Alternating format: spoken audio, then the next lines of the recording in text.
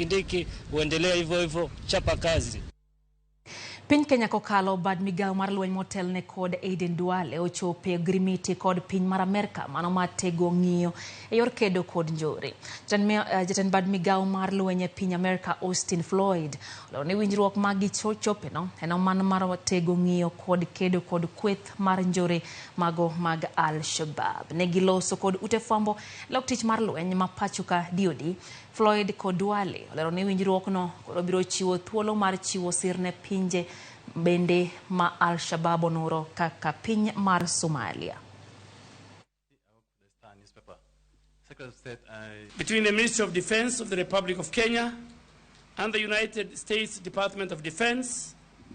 Subsequently, I'm delighted to announce that we have just signed a framework for defense cooperation spanning the years 2023 to 2028.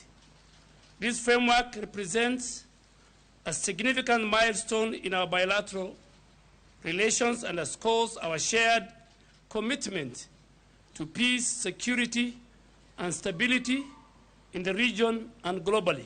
Signing the framework for defense cooperation between our two countries today reinforces the importance of our strategic partnership with Kenya. Now, the U.S. government deeply values our partnership with Kenya in countering Shabaab. We're grateful to Kenya for its leadership in tackling security challenges in the region and around the world.